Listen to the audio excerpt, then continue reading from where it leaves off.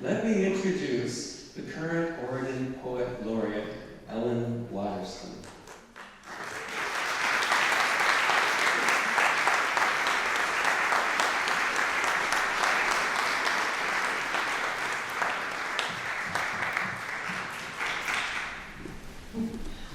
Kevin, and thank you, Cascadia Composers.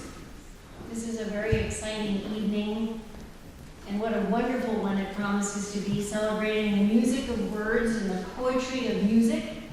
I am honored to be joining previous poets Laureate and the Cascadia Composers for this very special concert, and appreciate being patched in to a program that was well underway when I was lucky to be appointed. Now, truth told, when I found out I was selected as Poet Laureate last August, and Kevin Lay put me up to this, he suggested that maybe I talk about that moment. Little did he realize I was in my childhood bedroom changing out of my bathing suit after a swim in Buzzards Bay, Massachusetts. My cell phone rang. I didn't recognize the number, but hey, it was a 503 area code, so I took my chances.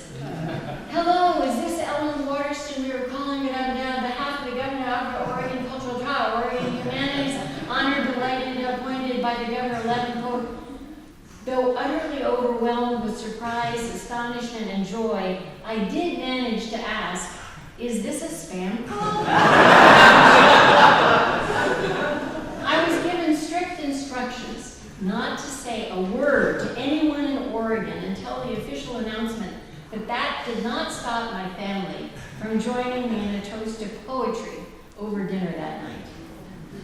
So I'm deeply, deeply grateful to Governor Tina Kotek for the opportunity to serve as Oregon's Poet Laureate over the course of the next 2 years.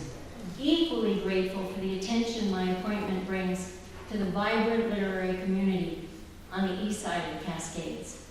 My travels across the state sharing my love of poetry and place with Oregon's diverse audiences are well underway. As previous Poets Laureate will attest, the thirst for warming hearts around a campfire of shared writings is not to be underestimated. So tonight, I will read a mood piece, an autumn coming winter poem. I hope you will get lost and found in it and in the musical setting provided by Kevin Lay and David Jones. The poem is titled Sack of Birds.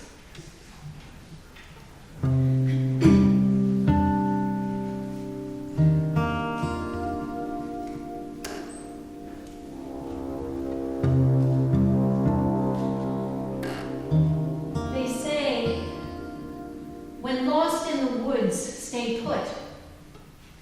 So I haven't moved in decades, but I have mapped my small encampment at the base of this tree, and every night gazed overhead, taken inventory of the brilliant fiery arc of meteors.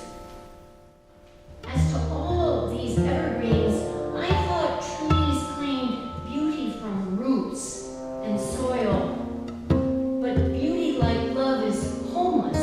At the very least, I've come to know this, and that the